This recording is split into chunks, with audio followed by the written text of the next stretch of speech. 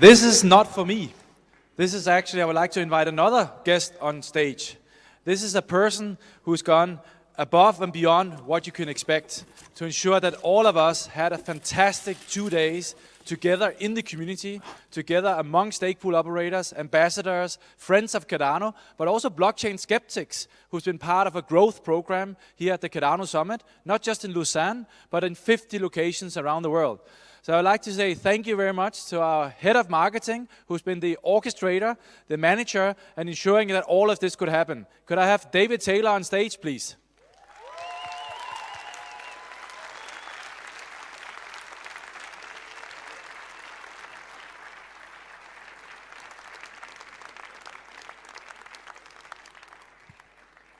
Uh-oh.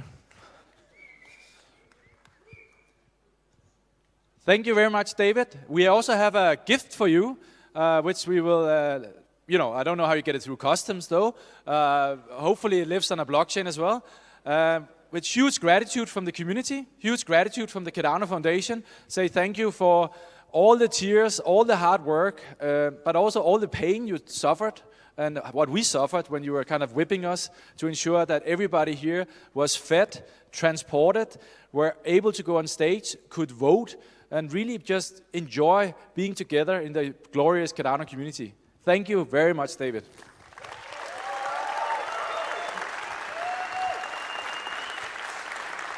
Well, I certainly didn't expect this in any way, shape or form. Firstly, if I had done, I wouldn't have opted for a handheld microphone. But it's all for the Cardano community. Just been speaking to Charles backstage. Obviously, it's been a lot of hard work by a lot of people, not just us here in the building, but everybody around the world. So thank you. Thank you very much. Frederick, do me a favor. Let's grab a little photograph of both of you down there. There we go.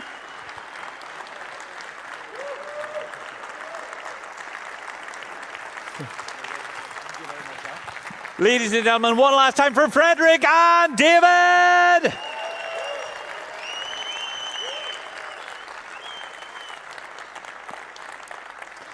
This has truly been 2 days to remember. Not only have we thought big about our future, not only have we invested in you, the Cardano community, but we have truly reimagined what our future will be together. And remember, every single one of you are at the very center. I couldn't help but be inspired by the phenomenal success, the energy, and the shared sense of achievement at last night's awards. And I know that that same energy will carry you all through into the future. But it is my final honor to close the event out, to introduce your final closing keynote speaker. I know that you will join me with your excitement, with your enthusiasm. Cardano, please give a huge round of applause to your closing keynote speaker, Charles Hoskinson.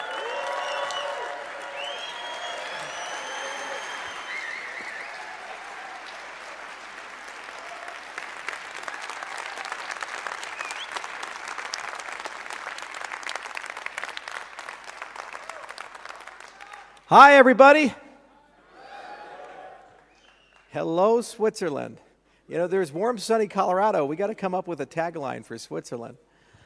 First off, I'd like to thank the Cardano Foundation for everything that they did here. It's really been an amazing event. I came in from Scottfest yesterday, and I had a chance to go to the award ceremony yesterday. There was pyrotechnics in the room, and community voting and all these kinds of things. Even Hosky made an appearance. I guess this is Tuxedo Hosky. And what was so incredibly humbling was just the vastness of this. Thousands, if not over 10,000. The numbers eventually will come in, but I think there's more than 50 events, tons of community events, thousands of concurrent viewers all across the world, from Vietnam, people and Turkey, people in England, people in Germany, people across the US, Japan, South Korea. This started as just a small group of people in a room writing on a whiteboard. And look how vast it's gotten in just such a short period of time. And what great stewardship has materialized amongst you, the community, and what you've been able to accomplish. What makes Cardano so special is not the technology. It's always been the culture in the community. It's always been the approach. And we saw that very firmly this year. Last year was a pretty amazing and fun year, but it was also a very frustrating year. We saw pictures of bananas selling for $1 million. And they weren't even pictures. They were like a representation of a picture where you didn't even own the intellectual property, yet it sold for $1 million. And there were a lot of people making fast, loose money. And these incredible projects on paper come out, Luna and Celsius, and these amazing entrepreneurs praised by the media, like SBF at FTX. And they'd say, we know the future. And they say, oh, those Cardano guys, they're too old, they're too slow, it takes too long, peer review and evidence, we don't need any of that. You have to move fast to break things. The wrong way is the right way. People would even say that in interviews. And lo and behold, this year, the markets collapsed, one after another, like a bunch of dominoes. Meanwhile, we're here and strong. We are in one of the worst, most pervasive, most contagion-filled bear markets in the history of the cryptocurrency space.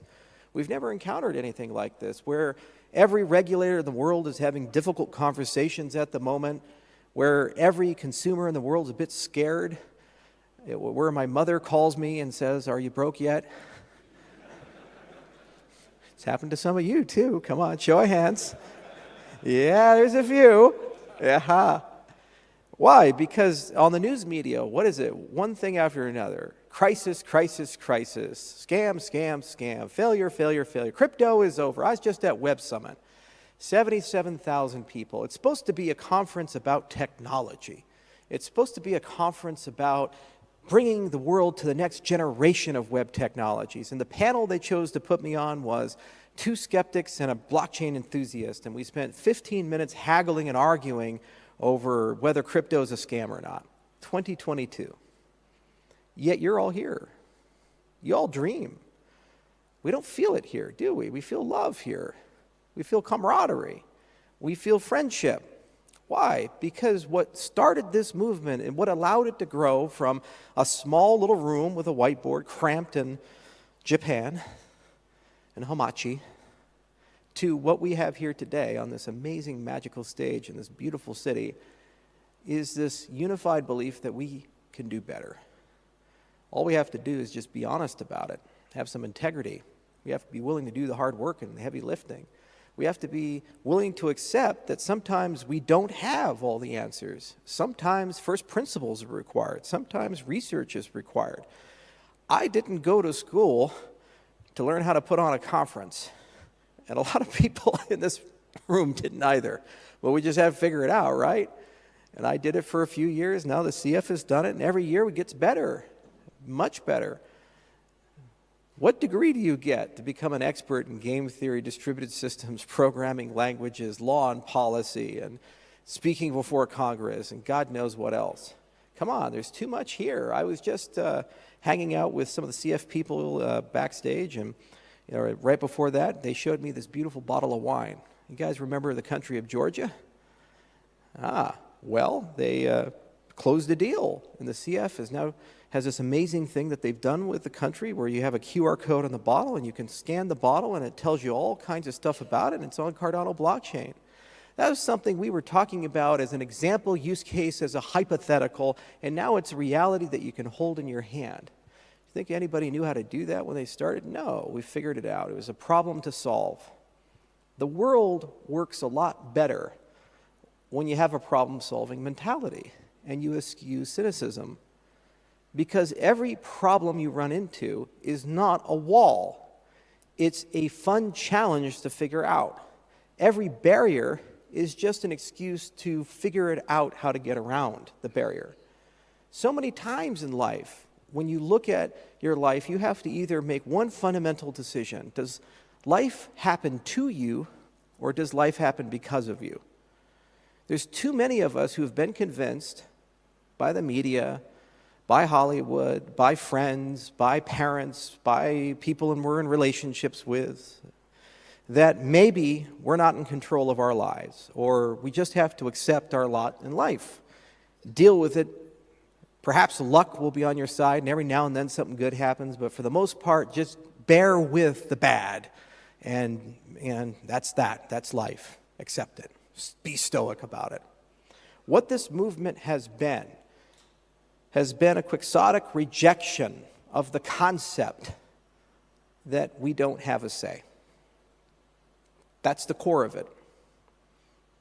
Crosses languages, it crosses cultures. The sun never sets on Cardano, never has and never will.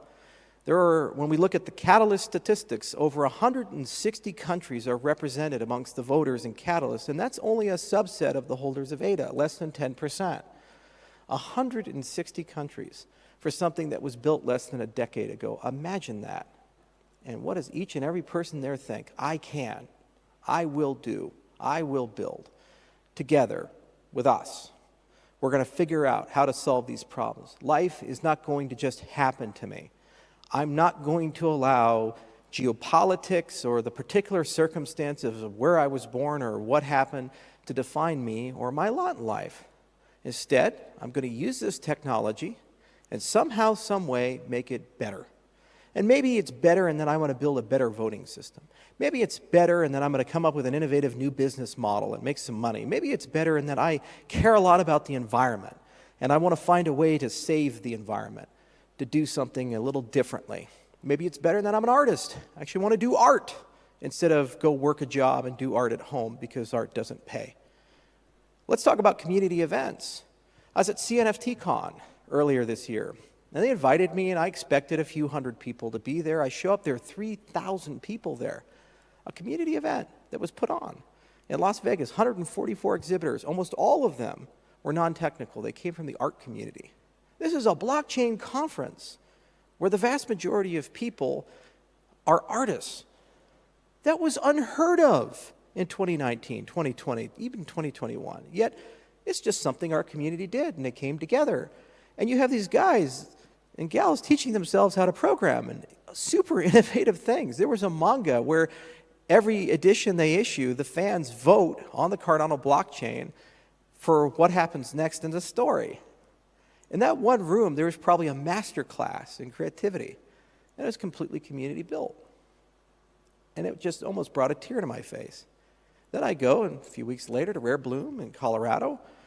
And again, tons of innovative, interesting, unique, and special projects and programs. Yeah, some will fail. Some will succeed. But it's being built by people who believe they can instead of that they can't. That's what makes this so special. And once you have that mentality, you stop thinking so much about the news. You stop thinking so much about the day-to-day stuff. And actually, something magical happens. You get hope back. The anger recedes and hope returns. And then with hope, you can love again. The world gets much better. No matter how bad things get, you know, one day it will be better. And you have a say about it. Now, there's a lot we still have to do. The single hardest part of Cardano is up next in 2023. It's the age of Voltaire. We're at that last picture. Now, I picked Voltaire for a good reason. He was a huge skeptic of democracy, but also a skeptic of the monarchy because he kept getting banned from them and banished from them. Brilliant guy, wrote over 20,000 essays and books and pamphlets, sometimes under a pseudonym, sometimes under his name. I don't know how he didn't get assassinated, given how many people he pissed off. It's good to be that guy, sometimes. But you know, he taught us all a lot. And he talked about this idea of tending our own garden. Everybody seems to have political opinions about how governments should run, how companies should run. This leader XYZ should have done this and that. But Voltaire used to say you have to tend to your own garden. It's one of the famous quotes from Candide.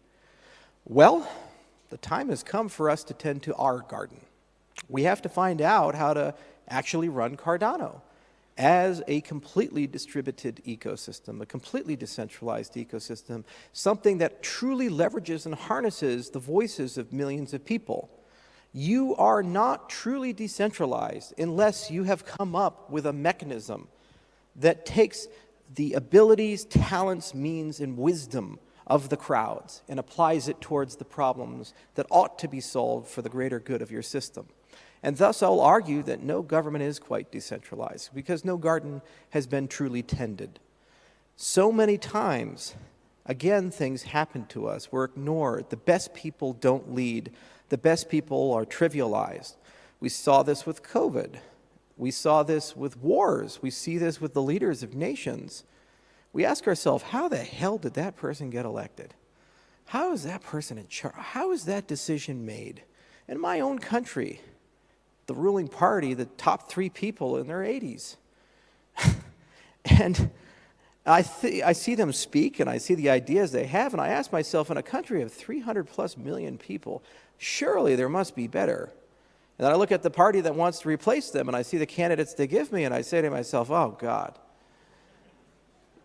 So we must figure out how we as an ecosystem can be better and solve this incredible problem that has plagued humanity for a long time.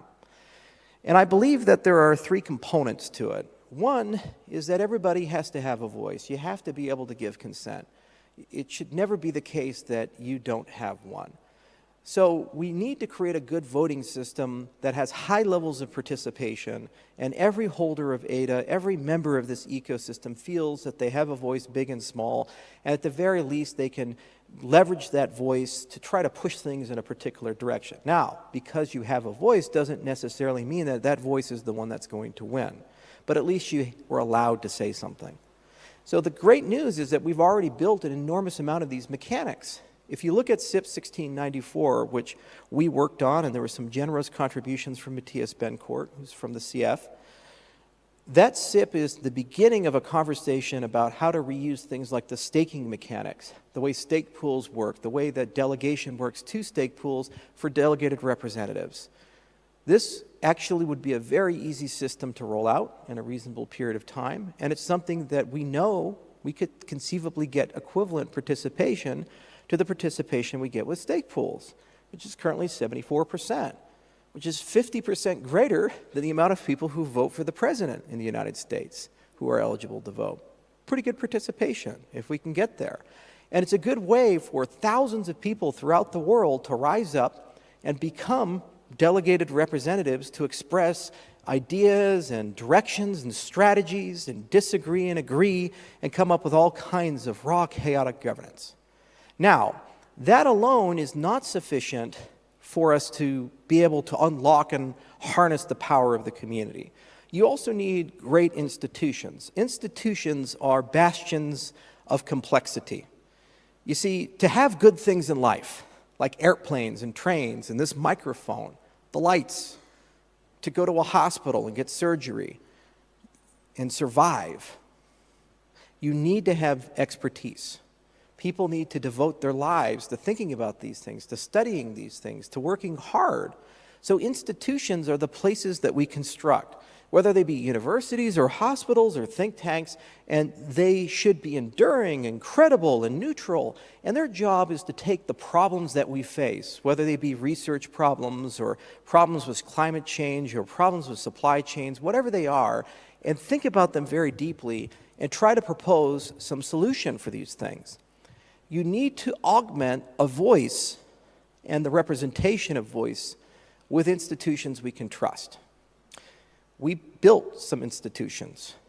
I.O. in a certain respect is one. Has a huge research group, many labs. One I just opened at University of Edinburgh. We opened a lab earlier this year in Stanford. There's labs all across the world, 165 papers written. We have a huge engineering group. There's a lot of brilliance there. That engine can move in any direction, and that engine can solve most problems, but not all. There's another great institution, the institution that put on this conference, the Cardano Foundation. Within it, it has wonderful people with decades of experience in everything from regulation and law and policy and compliance and risk to now an increasingly larger group of people that understand things like marketing and branding, that understand, they did the Georgia deal, for example. And that institution's here to stay. It's well endowed.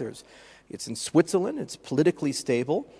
And so the key that we have to figure out is how do you embed those institutions in the right way to provide value for the Cardano ecosystem and make sure that they enduringly provide value and that more institutions come. There are thousands of potential partnerships that we can bring in, and all we have but to do is ask and partner. So another institution we're proposing, and it's going to be a great fun debate to have, is a members-based institution, a members-based organization.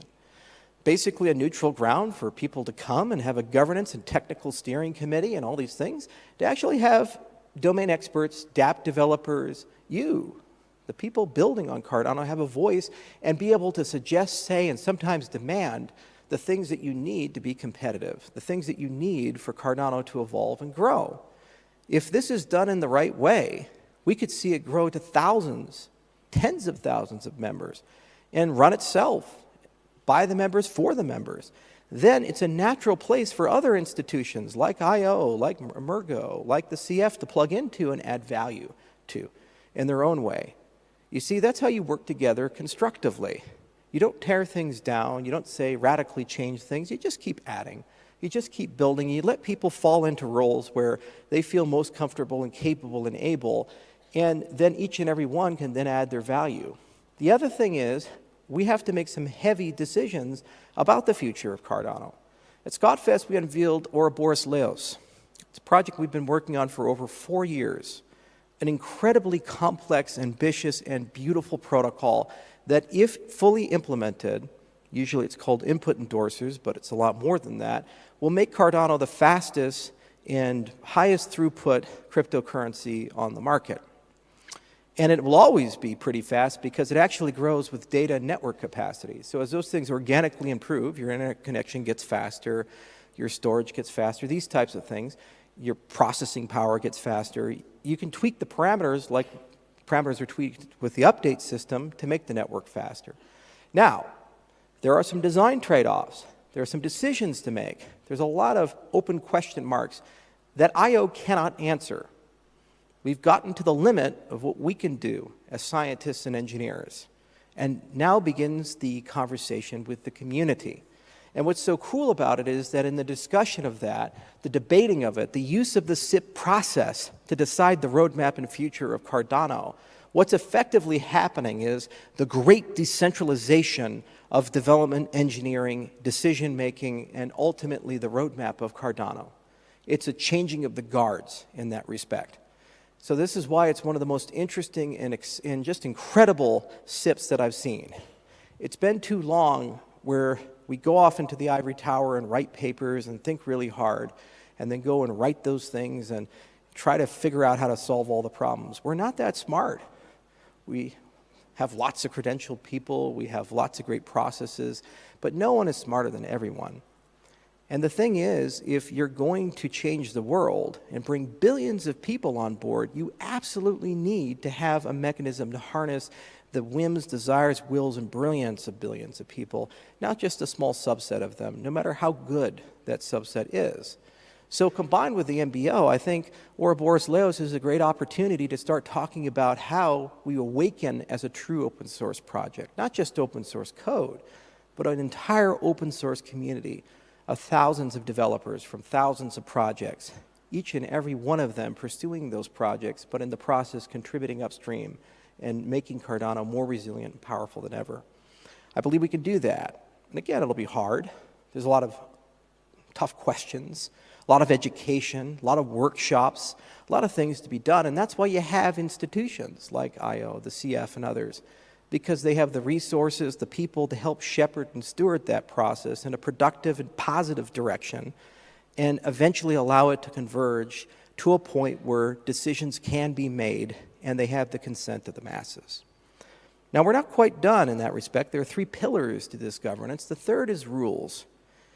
You see, even if you have institutions and you have democracy, you do need some assurances that the rights of the minorities are protected. You need some assurances that human rights are protected. You need some assurances that a temporary hysteria of the masses cannot be used to inflict harm upon others.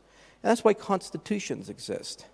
You don't write a Bill of Rights because you're a trusting person. You write a Bill of Rights because you're a student of history. You write a Bill of Rights because you know historically things can and will go wrong.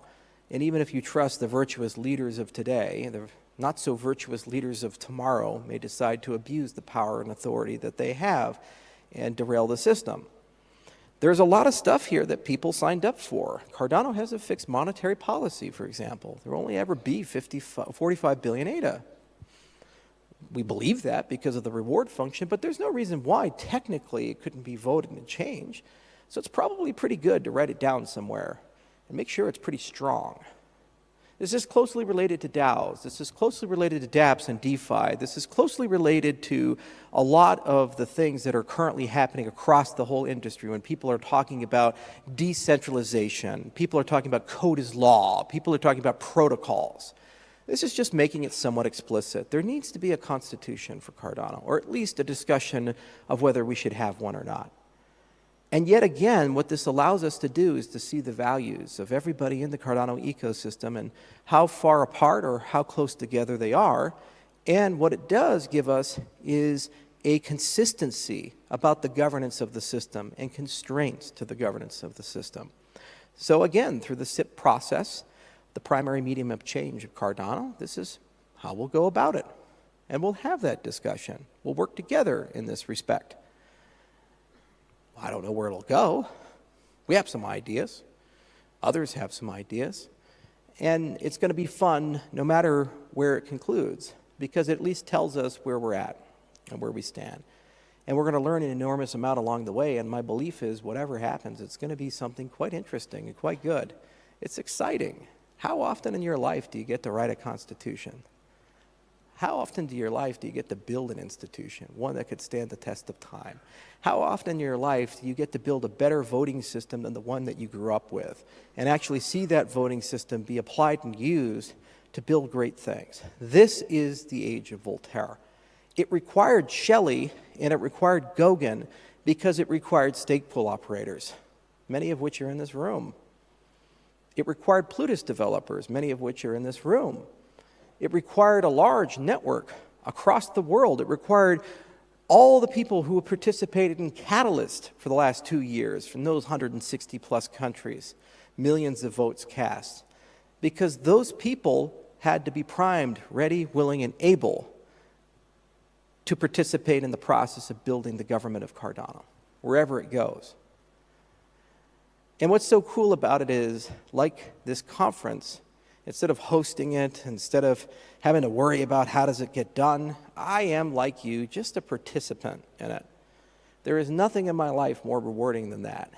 To have seen something that I helped build grow to a point where I'm just a voice in a chorus. Just one man. As it should be.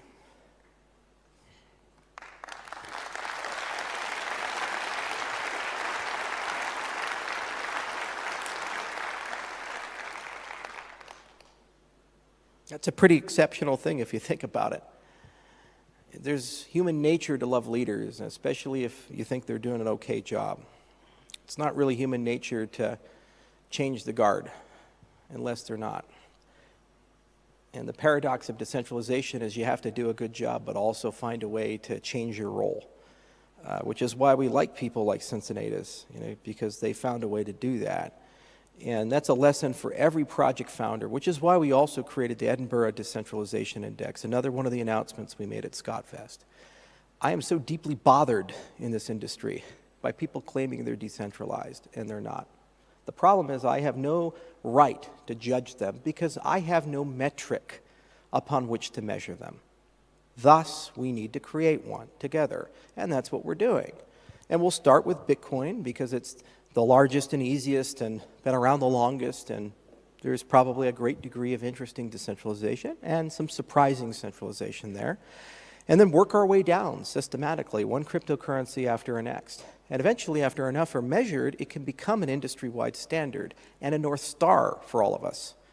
Because we truly do need to know, are we decentralized? And if not, where aren't we? These are the types of institutions we must build if we desire to be successful. We must build them because we need the information from them to guide the decisions we make, the protocols we build. When you take a look at a new consensus protocol, a lot of people think transactions per second, finality. These are the words that they use. How many say, will this increase the level of centralization in the system?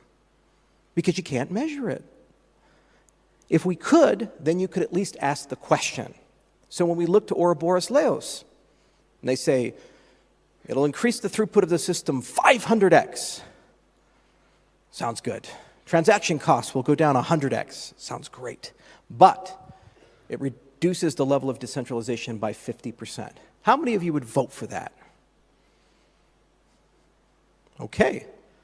You see, but we don't get to answer that now, do we, yet? So that's why we created it. And that's an example of an institution. We put it at the University of Edinburgh, one of the largest and best computer science schools in the world, because they'll be a good custodian of it, and they're objective and neutral.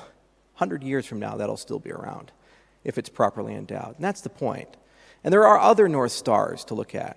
And that's the question that we should ask as we build things like a constitution and MBO, or don't build them, as we embrace them and don't embrace them, as we partner with institutions and not partner with them, of what North Stars do we need? Another one was peer-reviewed research. Why? Everybody always asks me that. Why did you pick something to slow yourself down so much and write all these papers? Because we need a brain, a decentralized, culturally neutral brain. 165 papers. You think they're all written by one guy in one country and one university? No. More than 35 countries. Women, men, dozens of languages. One person spoke Aramaic. I didn't even know anybody was alive who spoke Aramaic. But apparently it did. Go figure. Small community in Iraq. So what does that mean? It means that there's a process, even as the names, the faces, the languages, the institutions change to get good science. 20 years from now, that process will still be here. 30 years, 40 years, 50 years, and you who decide these things get to ask the question, this research you're proposing, because everybody can always propose research. If you say something with enough confidence, anybody will believe anything. But at the end of the day, you need to be able to say, well, that's all fine and good, and it sounds great. But reality distortion aside, who's checked the work? And are they credible? Has it stood the test of time? And if not, why not? Why must you inflict upon millions of people who've put their lives, their money, their time, their effort, their brand, their reputation, your ideas, if you're unwilling to have other people verify them and check them? You see? It's a cultural component. It's part of who we are now as an ecosystem. It's one of the reasons why this culture is so powerful and why this culture resists cult of personality, strong leaders, and these other things. Because at the end of the day, everybody does expect the work to be done. Even if you like the person, sometimes you have to get rid of them. Even if you think the person's great and brilliant, they're not going to get an excuse not to do the job. That's how you win.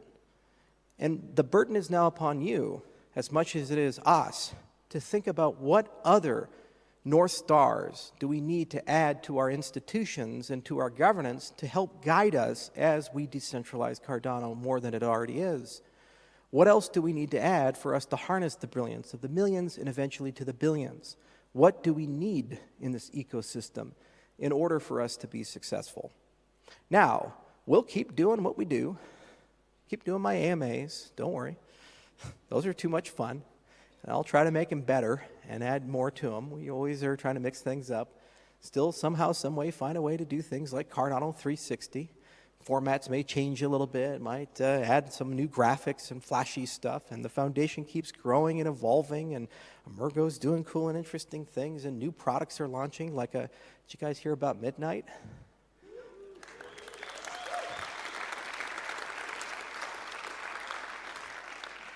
And that's a powerful one. Boy, I wish I could do a whole presentation on that. But that's going to happen. So that's not going to change. But the big thing that I think is going to change in 2023 is you're going to see a lot of new faces who are old faces.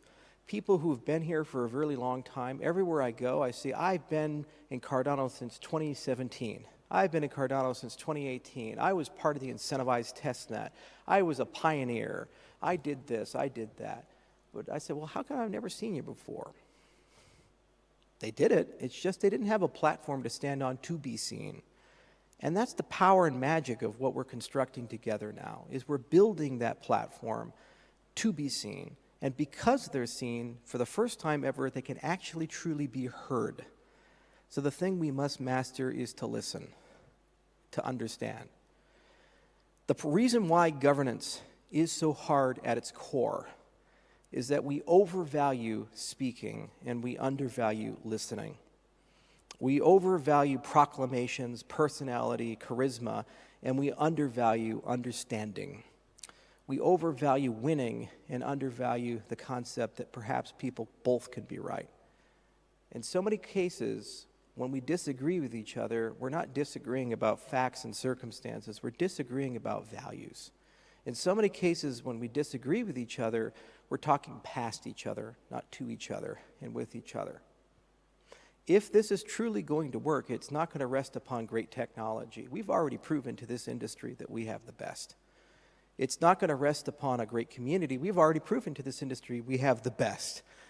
If you want to challenge that, look at our Twitter sentiment versus Solana's. Okay? Or even Ethereum and Bitcoins. There is panic and blood in the streets. No one's sweating here. We feel good. Stuff goes up, stuff goes down. It's like that meme, first time, eh? You know what I'm talking about. We've already proven all of that. What we haven't proven, and in some cases not done so well on, is that we can listen to each other. That's going to be the hard one. And that's the one that we're all going to have to work on, myself included.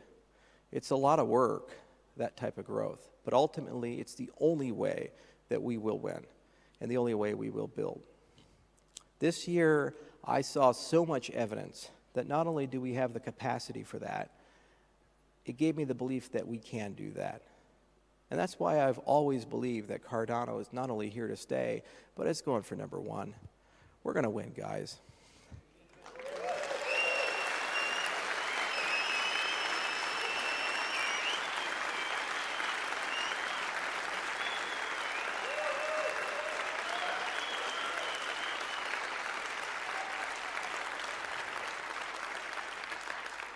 And after all, why shouldn't we?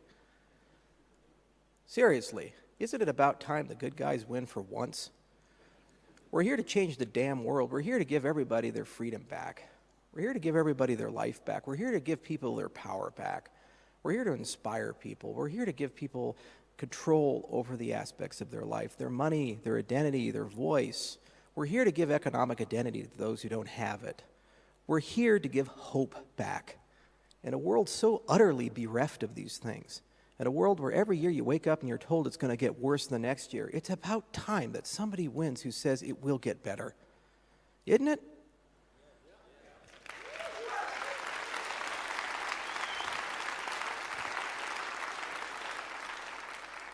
So that's why I'm here. That's why you're here. So let's change the world. Thank you.